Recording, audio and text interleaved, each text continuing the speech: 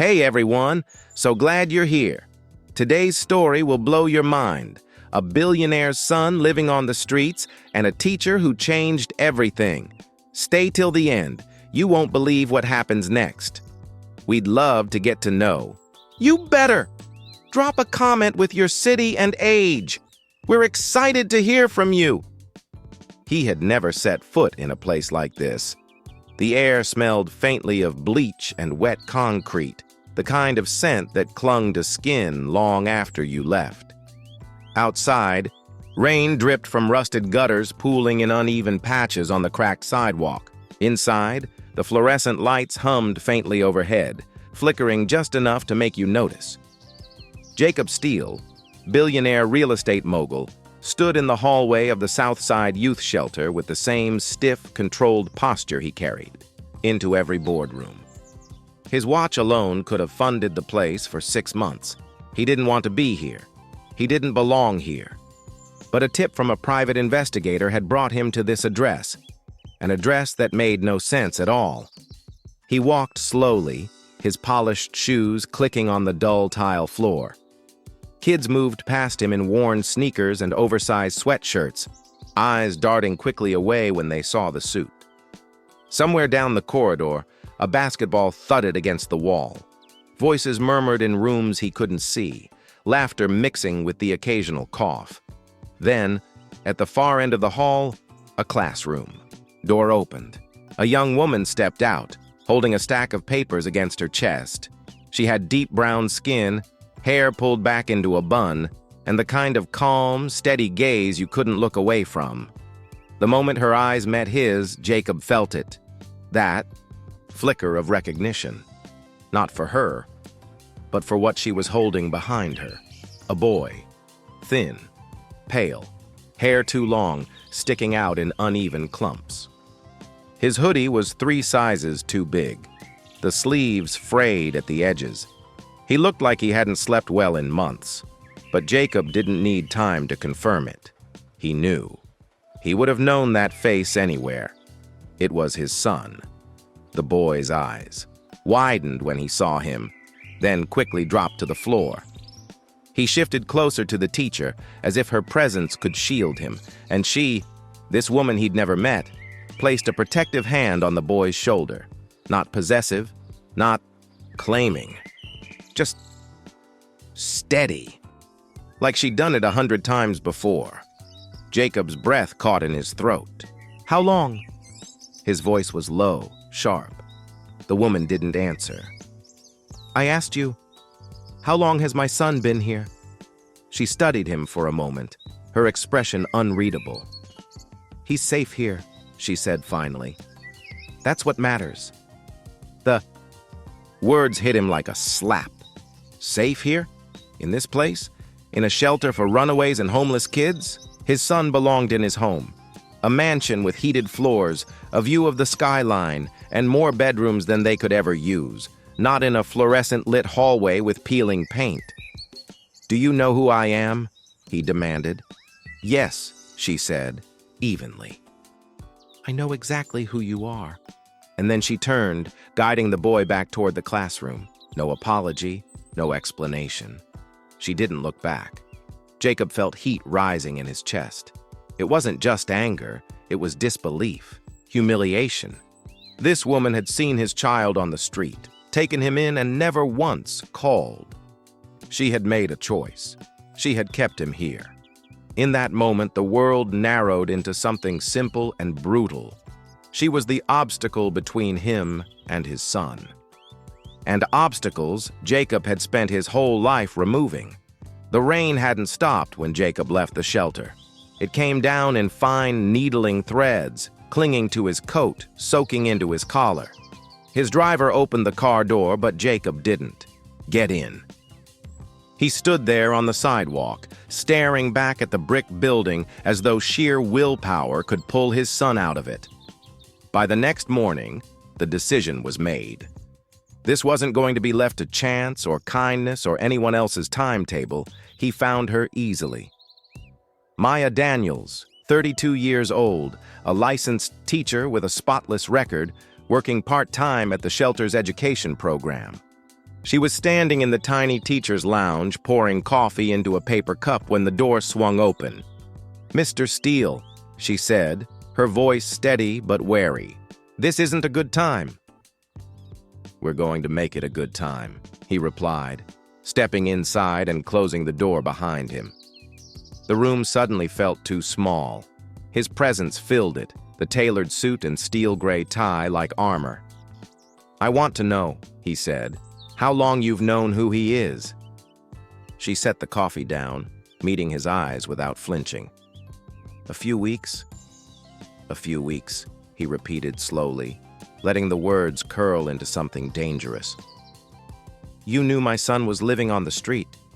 You knew he was sleeping in this—" He gestured vaguely, as if the walls themselves were beneath him. "And you didn't call me." Maya's voice was calm. "I didn't call because I wasn't sure you were what he needed." It was a simple sentence, but it detonated in the air between them. Jacob stepped closer. "You don't get to decide that. You're a teacher, a shelter employee, and you've crossed a line you can't uncross." Her hands tightened around the edge of the counter. "I crossed a line to keep him safe." He almost laughed, but there was no humor in it. "Safe? You've been hiding him from his father. Do you have any idea what I could do? I could have you removed from this program. Before the end of the day, I could end your career. And when the licensing board sees your file, you think that scares me?"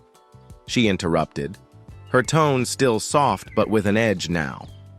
"You think I'm afraid of losing a job if it means protecting a child? I've lost more than you can imagine, Mr. Steele. This is nothing." The words hung there, and for the first time, Jacob saw something in her eyes that unsettled him. Not defiance for its own sake, not bravado, but conviction, the kind you couldn't buy, threaten, or bulldoze. He hated it. "Then you're done here," he said, voice clipped. "Effective. Immediately. You will not see my son again. I'll have security escort you out." For a moment, she didn't move. She simply straightened, smoothing the sleeve of her cardigan, and looked at him with a quiet, almost pitying expression. "You don't understand," she said finally. "He's not afraid of being hungry. He's not afraid of sleeping outside. What he's afraid of is being invisible to you." The line landed like a stone in his chest, but he refused to show it. He opened the door, motioning for her to go. Maya picked up her coffee, now gone cold, and walked past him without another word. No tears, no pleading. Just that same calm, steady step. The step of someone who knew she had done the right thing, even if it cost her everything. And as the door closed behind her, Jacob told himself he had won. But the silence that followed didn't feel like victory. The office felt colder after she left. Jacob had returned to his corner suite on the 42nd floor, a wall of glass framing the city skyline behind him. It should have been comforting. The view, the order, the hum of power in the room. But tonight, none of it seemed to settle him. The city lights shimmered in the dark, blurred slightly through rain streaking down the windows, like the world itself was smudged. He loosened, his tie trying to shake off the conversation from earlier. The nerve of her, standing there, calm as stone, telling him she knew what was best for his son. She was gone now. That was the important part. He could make arrangements, get the boy home, put all of this in order. That's when he noticed it. A single sheet of paper lying in the center of his desk. It hadn't been there when he left for the shelter this morning.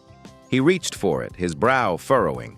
The paper was slightly wrinkled, the kind that had been folded and unfolded more than once. It was a drawing. Crayon on cheap notebook paper.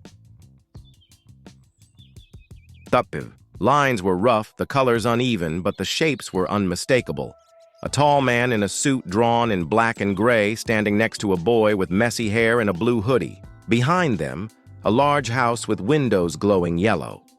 Above it all, in uneven letters, were 4 words. "Dad is waiting home." Jacob stared at it, the phrase catching on something in his chest. The grammar wasn't right. The letters tilted, at odd angles, but he could see the intent behind them. This wasn't a random picture. This was his son's hand, his son's hope. He sat down slowly, the paper still in his hands. He traced the lines of the drawing with his eyes, the house, the two figures, the way the boy was smiling in the picture, something Jacob hadn't seen in years. He could imagine the scene. Maya walking into his office earlier, knowing she was about to lose her job, knowing she wouldn't be back. Pulling this paper from her bag, smoothing it out on the desk, and leaving it there without a note, without a word. She didn't plead her case in person. She didn't try to soften him with speeches. She left him this instead, his son's voice, drawn in color, speaking louder than anything she could have said. The silence in the room deepened. Outside, the rain tapped gently against the glass. In his chest, something shifted, a small but undeniable crack in the armor he had worn. For years, he tried to push the thought away. Told himself it was just a child's sketch, meaningless except as a reminder of how far things had gone off track. But when he set the paper down, his fingers lingered on it. He couldn't make himself put it in a drawer. It stayed there in the center of his desk, long after the office lights dimmed. And in the reflection of the glass, Jacob saw something that unsettled him more than Maya's defiance, more than her words in the shelter. He saw a man staring at a piece of paper like it was the first honest thing he'd held in years, and he didn't know what to do with it. It had been 3 days since she'd left. 3 days of silence from the shelter. 3 days of his son refusing to come home, no matter how many messages Jacob sent through the staff there. 3 days of that crayon drawing sitting on his desk like it owned the place. Jacob wasn't a man who waited. He was a man who made things happen. That was how he'd built an empire. But nothing in his world, no contract, no negotiation, had ever felt as complicated as this. He found her on a Thursday afternoon. The rain had finally stopped, but the streets still shone, with wet reflections of traffic lights. She was standing outside a community center on the south side, her coat collar turned up against the wind. In her hands was a grocery bag filled with what looked like donated clothes. "Maya," he called. She looked up, surprised, but didn't move toward him. If anything, she tightened her grip on the bag as if bracing herself. "What do you want?" "Mr. Steele?" He closed the distance between them in a few strides. "We need to talk." Her expression didn't change. "We said everything we needed to say." "Not everything," he replied, his voice low. "I made a mistake." She raised an eyebrow. "Firing me?" "No." He hesitated, a rare thing for him. "Not listening to you." For a moment, the street noise seemed to fade. She studied him like she was trying to decide whether this was another power play. "You think an apology fixes what's broken?" she asked. "I don't know," he admitted. "But I do know my son talks to you. He trusts you. I can't reach him. And if that means I have to stand here and tell you I was wrong, then I'll do it." Her eyes softened just slightly, but her voice stayed firm. "If I come back, it's not on your terms. I won't be just another employee you order around. If I help him, it will be the way I know works. Slowly, carefully, with space for him to speak when he's ready. And you'll have to listen, not just to me, but to him." He exhaled, long and slow, as if she'd just handed him a contract, with terms he couldn't negotiate. "You're asking me to let go of control. I'm telling you, that's the only way you'll get him back." They stood there, the city moving around them, buses groaning at the corner, a siren in the distance, the faint sound of a basketball hitting pavement somewhere down the block. Finally, Jacob nodded. "Fine, your way." Maya didn't smile, but there was a shift in her posture, a quiet acceptance. "Then I'll be at the house tomorrow. But understand something? I'm not coming back for you. I'm coming back for him."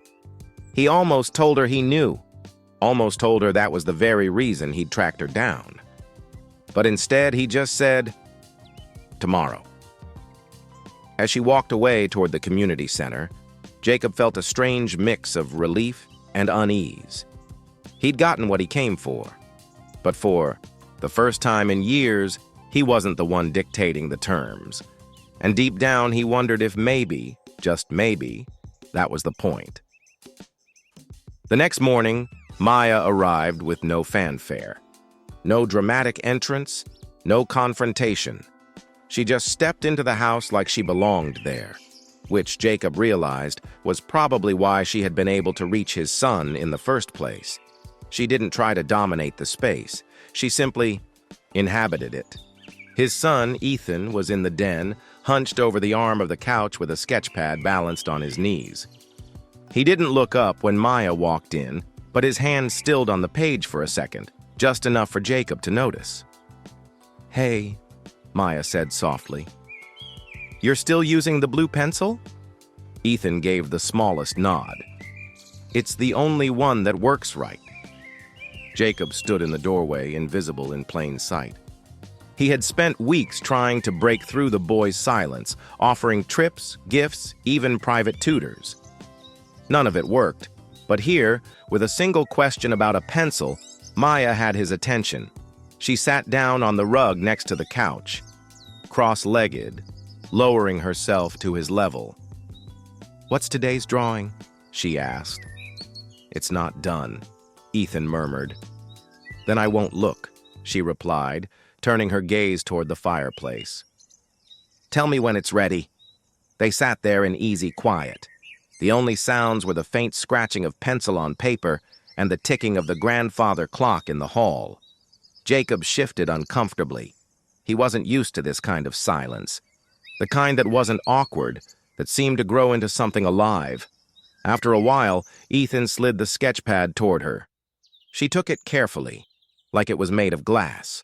On the page was a drawing of a tree, its roots sprawling deep into the earth, the branches reaching up toward a sky shaded in pale blue. "That's beautiful," she said. Ethan shrugged, but Jacob saw the ghost of a smile. Maya glanced over her shoulder, catching Jacob watching from the doorway. "You should see this," she said. He hesitated, then stepped into the room. Ethan's body tensed, but he didn't pull the drawing away. Jacob knelt beside the couch, looking at the picture. "You drew all this from memory?" "Yeah," Ethan said quietly. "It's good," Jacob admitted, the words feeling clumsy in his mouth. Maya looked between them, her gaze gentle but firm. "You know, Ethan, maybe your dad could draw with you sometime. You could teach him how to get the shading right." Ethan snorted, half a laugh, half disbelief. "He can't draw." Jacob opened his mouth to argue, then closed it again. "You're probably right, but I can try." It wasn't a grand gesture. It wasn't a dramatic reconciliation. But it was the first time Ethan didn't immediately turn away from him. Later, when Maya was in the kitchen making tea, Jacob lingered nearby. "You made that look easy," he said. "It's not," she replied without turning. "You just have to be willing to be where he is, not where you want him to be." He thought about that long after she left for the evening, about how much time he'd spent trying to pull Ethan into his world without ever stepping into his. And for the first time, Jacob began to understand. Providing wasn't enough. You had to be present. The knock came just after sunset. It wasn't the polite kind that waits for an answer. It was sharp, official, the kind that makes you check your breath without knowing why. Jacob was in the kitchen rinsing out coffee. Cups. Maya was on the couch, helping Daniel piece together a puzzle of a pirate ship. When she looked up and saw the two figures in the doorway, a woman with a folder tucked under her arm and a man with a clipboard, something inside her sank. "Mr. Carson?" the woman said. "Yes?" Jacob's voice carried the caution of someone who already suspects bad news. "We're with the Department of Family Services. We've received reports regarding the care and custody of your son. Maya's heart thudded. Reports. That single word had the weight of accusation. She could see Daniel's small hands freeze. Over the puzzle pieces, his eyes flicking between the adults like a cat sensing a storm. "I'm sorry, there must be a mistake," Jacob said, straightening his back. His tone was calm, but his grip on the counter betrayed him. "I've done nothing wrong." The woman didn't flinch. "We still have to investigate. We also have concerns about Ms. Khan's professional involvement here."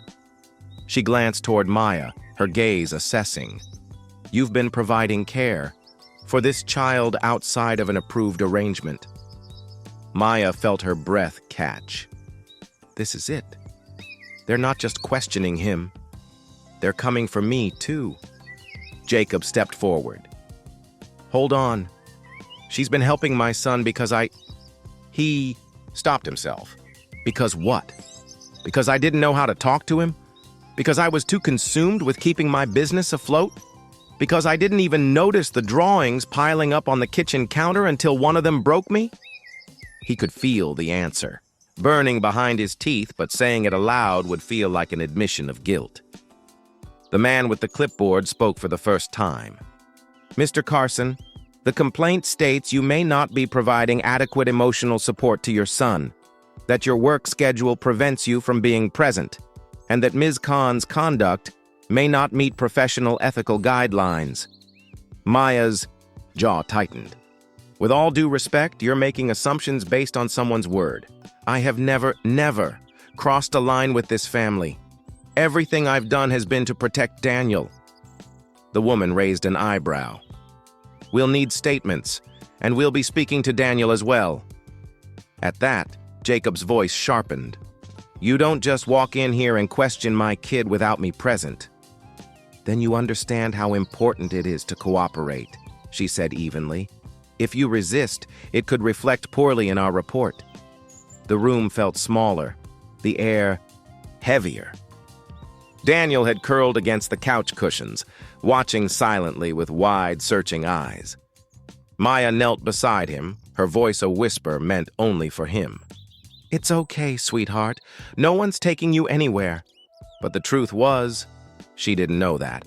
As the officials left, promising to follow up soon, the quiet they left behind was worse than their presence. Jacob stood in the middle of the room, staring at the door like it might swing open again any second. Maya slowly straightened, crossing her arms, not in defiance, but to hold herself together. "This is because of me," she said finally. "No," Jacob shot back. "This is because people love to judge without knowing the truth." But even as he said it, both of them knew this was more than idle judgment. This was a fight they hadn't prepared for, one that could take everything they'd built in the last fragile weeks and tear it apart. The air in the courtroom was heavy, as though the walls themselves were holding their breath. Rows of wooden benches creaked under the quiet shifting of strangers, each face turned toward the front. The judge, a woman with steel-gray hair and eyes that betrayed no bias, adjusted her glasses and glanced over the docket. The sound of papers, shuffling echoed too loudly in the silence. Maya sat at the long table, her hands folded, but her knuckles were white. She could feel the eyes on her, some skeptical, some sympathetic. She wasn't a lawyer, wasn't trained for this environment, but she carried something that no degree could give, the truth she had lived through. Beside her, Jacob sat rigid, jaw tight. He hadn't spoken much on the drive here. Maybe he didn't know what to say. Maybe he was afraid of what she would say. The opposing counsel, sharp-suited and sharp-tongued, painted the picture they wanted the court to see. A nanny overstepping her boundaries, violating professional ethics, and a single father too distracted and unstable to raise his son properly. Their words were clean, clinical, and cold. They spoke of procedural misconduct and emotional dependency, as though the boy at the center of it all was just a case file, not a living child. When it was Maya's turn to speak, she rose slowly. Her heart thudded. each beat loud enough. She feared the microphones might pick it up. She walked to the stand, and for a brief moment, her gaze flicked toward the back of the room, where a small figure, barely tall enough to see over the bench, sat between two social workers. The boy's eyes met hers. They were the same eyes that had looked up at her every morning with a mix of hope and caution. That was enough to steady her. She began quietly. "I'm not here to defend my career. I'm here because a child is about to lose more than any of us in this room can measure." The courtroom stilled. She didn't rush. She let each sentence settle before continuing. "When I first came into this home, I thought my job was simple. To take care of a boy, to follow the rules, to keep professional distance. But what I found wasn't just a child in need of supervision. I found a child in need of connection, of knowing that someone in his world would listen to him without a clipboard in hand." Her voice grew stronger, not theatrical, but unshakably real. She spoke of dinners eaten in silence because Jacob was still at work, of the drawings the boy would hide under his bed because he didn't think anyone would care to see them, of the way his eyes lit up the first time someone read to him without checking their watch. "This isn't about me crossing a line," she said. "It's about a child who doesn't understand why the adults in his life keep disappearing. We can talk about policies, about protocols, about what's written in contracts. But I'm asking you, asking this court, to remember that families are not built on paperwork. They're built on love, consistency, and presence." She paused, glancing toward Jacob. "And I'm not saying Jacob is incapable. I'm saying he's human. He's a man doing his best in a system that doesn't make space for mistakes. But if we take his son from him or punish those who've stepped in to help, then we're not protecting the child. We're protecting rules at the expense of the very thing they were meant to safeguard."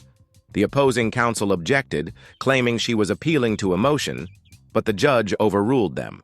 "Proceed," the judge said, her voice calm but firm. Maya's final words came softer, but carried the weight of everything unsaid. "A child has the right to love and to be loved. If we strip that away in the name of order, we are not serving justice. We are dismantling the very thing we claim to protect." She stepped down from the stand. Jacob looked at her, not with the guarded skepticism of the past, but with something closer to gratitude. The boy in the back leaned forward as though he understood, even if he couldn't put it into words. When the judge delivered her decision, it was brief. The court would not remove the boy from his father's care. The accusations against Maya would be dismissed. In the quiet that followed, Maya let out the breath she'd been holding for weeks. And somewhere behind her, a small voice whispered. She told them.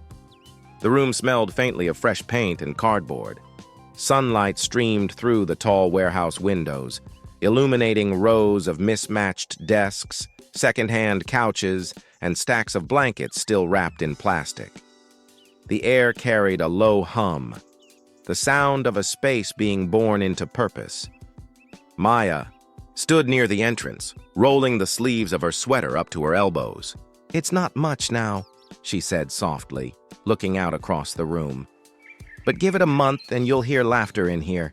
You'll see kids who finally have somewhere to go that isn't the street." Jacob followed her gaze, hands in his pockets. His suit jacket felt too formal for the moment, like it belonged to the man he used to be, the one who thought solutions came from distance and control.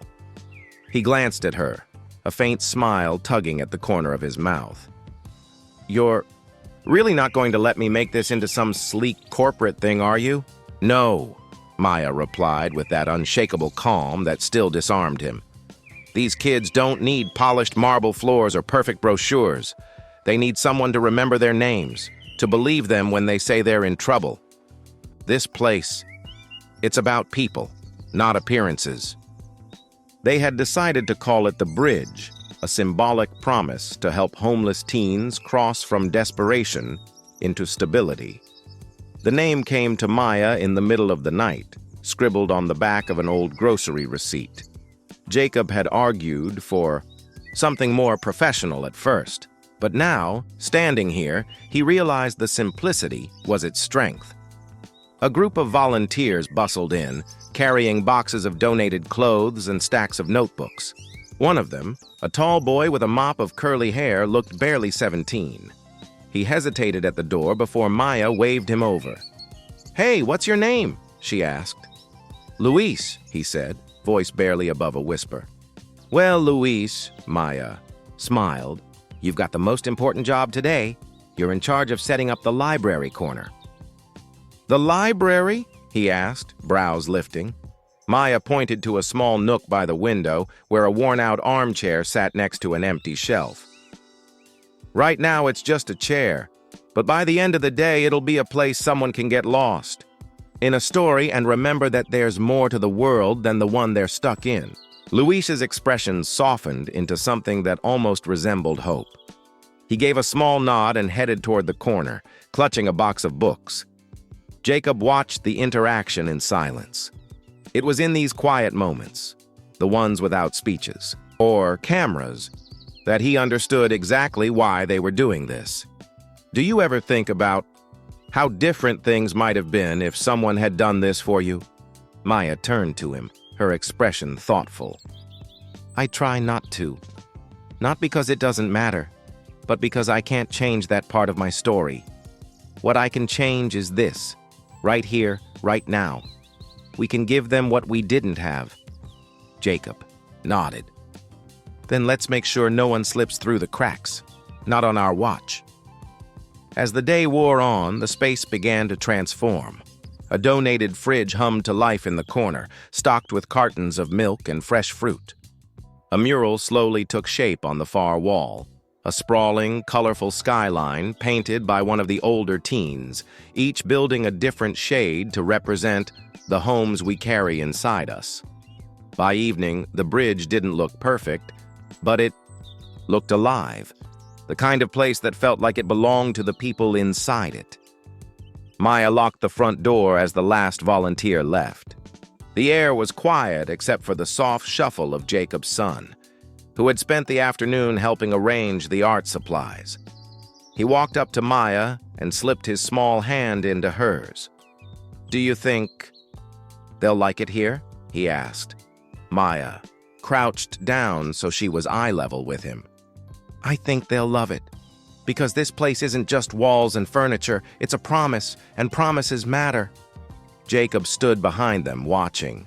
The weight of the past, the mistakes, the pride, the stubborn distance, felt lighter than it had in years. Together, they had built something that might outlast them both. Outside, the streetlights flickered on, casting a warm glow through the windows of the bridge.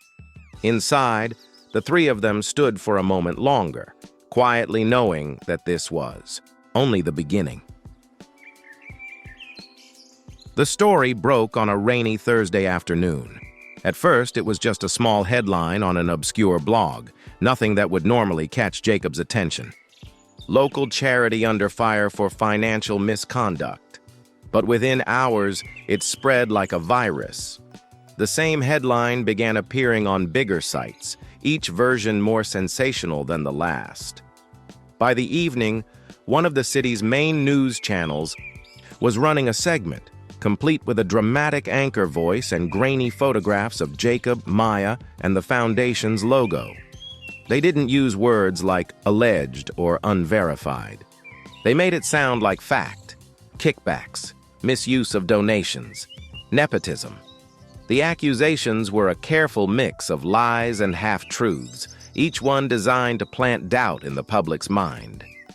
Jacob sat in his office, the soft hum of the rain against, the glass blending with the low murmur of the TV in the corner. He wasn't watching, but he didn't need to. The sound of the anchor's voice was enough to make his stomach tighten. Maya stood beside him, arms crossed, her jaw tight. "This isn't random," she said quietly. "Someone's behind this." He didn't argue. He already knew who. For months, his competitors in the property development world had been circling, waiting for a weakness. The foundation had given him more than just a way to help homeless teens. It had also given him influence, goodwill, and a public image that made him untouchable in certain negotiations. And that made him dangerous to people who wanted his projects to fail. By Friday morning, the story had evolved into a full-blown scandal. Reporters gathered outside the foundation's modest headquarters, shoving microphones at anyone who came or went. Volunteers avoided the building altogether. Donation pledges were canceled in waves, some with curt, one-line emails, others with lengthy explanations about concerns and trust. "This is exactly what they want," Maya said, pacing their small meeting room. "They want to bleed us dry until we can't function." Jacob was silent, staring at the list of upcoming programs, mentorship initiatives, emergency housing placements, mental health counseling. Every single one depended on the donations they were rapidly losing. He could feel the walls closing. On Sunday, a front-page expose hit the city's largest newspaper. It featured a photograph of Jacob shaking hands with a city councilman at a fundraiser, cropped to make it look like a covert deal. The article spun an elaborate theory of backroom exchanges and hidden favors, all supposedly confirmed by anonymous sources. The blow was personal now, not just to him but to Maya. Her name appeared in the third paragraph, accused of exploiting vulnerable youth for political purposes. The phrasing made her sick. It wasn't just a lie, it was a calculated twisting of her entire life's work. "They're not even trying to be subtle," Jacob said bitterly that night, slamming the paper down. "They want to destroy us, and they don't care who they hurt in the process." The foundation's board called an emergency meeting. Several members, spooked by the negative press, suggested pausing operations until the air clears. Jacob refused. "If we stop now," he said, "we're proving them right." But he could see the uncertainty in their eyes. Meanwhile, Maya worked late into the night, combing through financial records, drafting public statements, reaching out to trusted journalists who might be willing to hear their side.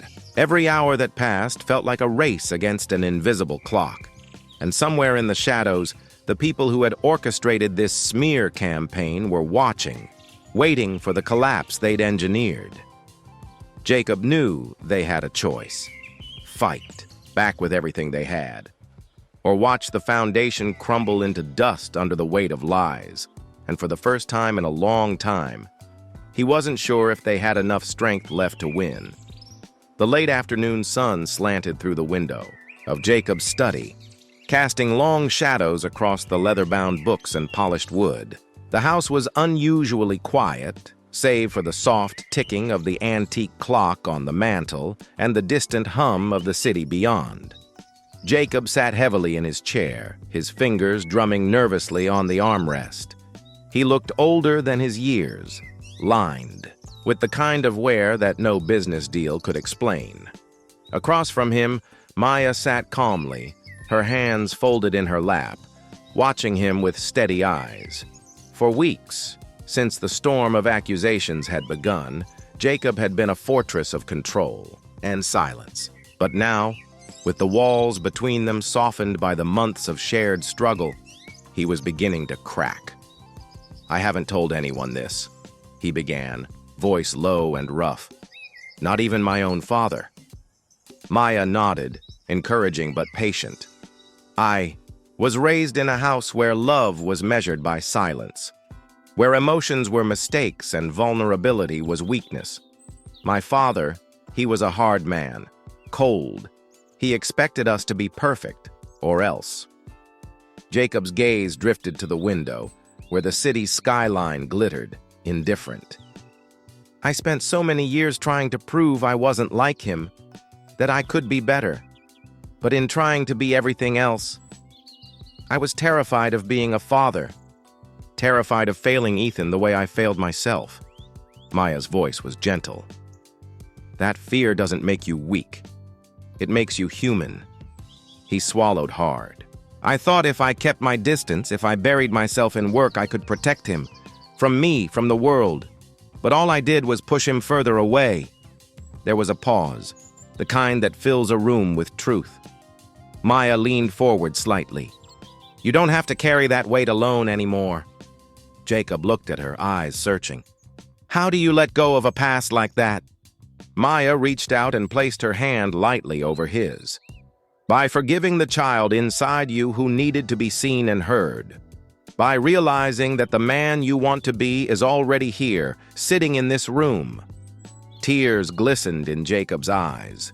Tears he hadn't allowed himself before.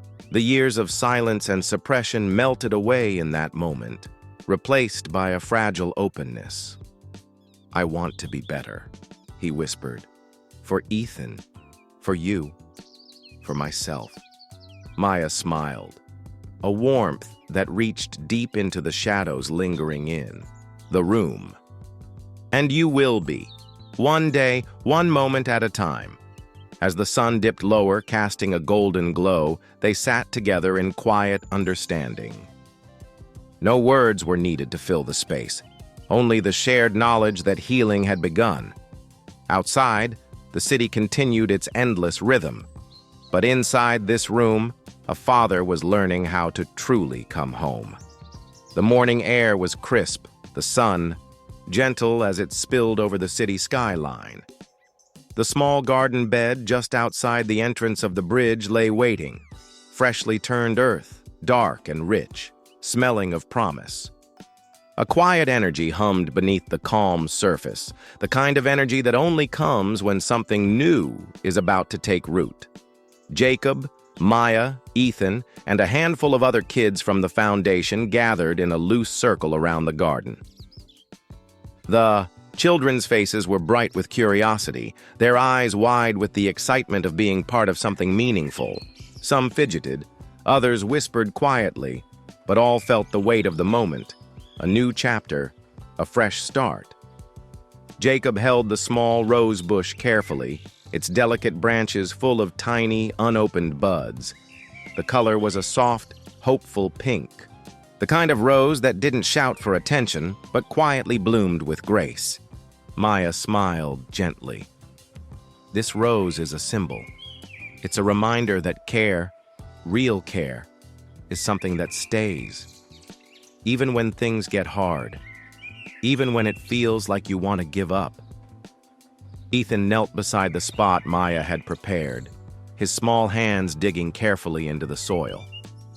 The other children gathered around, some helping him, others watching intently. Jacob crouched down beside them, feeling the roughness of the dirt between his fingers, a tactile reminder of the work that healing takes. For years, he had lived inside glass walls surrounded by polished floors and cold steel. But here, with the earth crumbling softly under his nails, he felt grounded in a way he hadn't known he needed. Maya continued, her voice soft but firm. Just like this rose needs water, sunlight, and time, so do we need patience, love, and presence to grow. Ethan looked up at her, eyes shining. Will it bloom soon? Maybe not tomorrow, Maya answered, but soon enough. And every day it will grow stronger. Together, they lowered the rose bush into the soil. Each child took turns covering the roots with earth, patting it down gently as if to protect something precious. Jacob reached into his pocket and pulled out a small watering can. With a smile that felt genuine and full of hope, he poured water over the newly planted rose, droplets soaking into the ground and glistening in the sunlight. The children clapped softly, their laughter mingling with the warm breeze. For a moment, the world outside seemed distant. The noise, the pressures, the doubts. Here, in this garden, surrounded by young faces filled with promise, something fragile but powerful had begun. Maya looked at Jacob, then at Ethan, and said, "This is more than a rose. It's a promise that no matter what happens, we stay. We care. We grow." Jacob nodded, his voice steady. "We're not just planting a flower today. We're planting hope." As the group stood together, the rose bush catching the light, a feeling settled over them, The feeling that sometimes healing isn't loud or dramatic. Sometimes it's quiet, persistent, like a rose slowly blooming against all odds. Years had passed since the Foundation's humble beginnings in that sunlit warehouse, now affectionately known as the Bridge.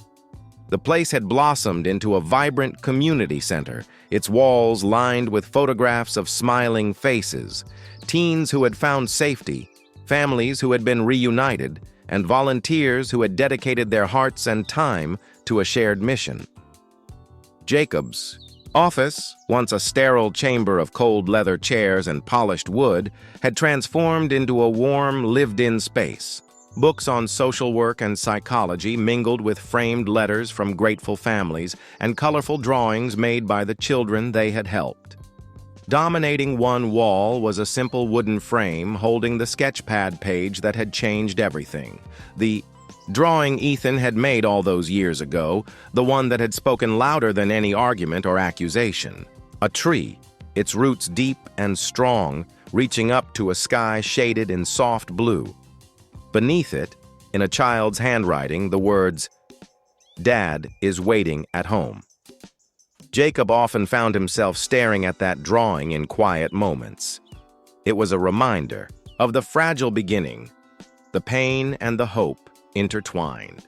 More than that, it was a symbol of what was possible when someone chose to see beyond the surface. The Foundation had grown beyond Jacob and Maya's wildest expectations. Programs expanded to include job training, counseling, art therapy, and mentorship. Former residents of the Bridge had gone on to become volunteers themselves, creating a cycle of healing and support. One crisp autumn afternoon, Maya walked into Jacob's office carrying a cup of tea. She smiled as she noticed him gazing at the drawing again. "Still thinking about that day?" she asked softly. Jacob nodded. "Every time I look at it, I remember why we started and who we're fighting for." Maya sat down beside him. "It hasn't always been easy." "No," Jacob agreed, "but worth every struggle." Their conversation was interrupted by a knock on the door. Ethan stepped inside, now a young man, confident and grounded. Behind him followed a small group of kids, laughter spilling from the hallway like sunlight through the windows. "Dad, Maya," Ethan said warmly, "we're ready for the tour." The group rose together and left the office, stepping into the bustling heart of the Bridge. Children painted murals, volunteers helped with homework, and the hum of life filled the air. As they walked through the hallways, Jacob felt a deep sense of peace. This was more than a foundation or a project. It was a family, a community built on second chances, empathy, and unwavering care. Later, as the sun set, Jacob returned to his office alone. The drawing on the wall caught the last golden rays of light. He touched the frame gently, a silent promise passing between him and the boy who had once been lost, now found. In that moment, Jacob understood something he had only begun to grasp years ago, that healing is a journey, not a destination. And as long as the Bridge stood, no child would have to face the world alone.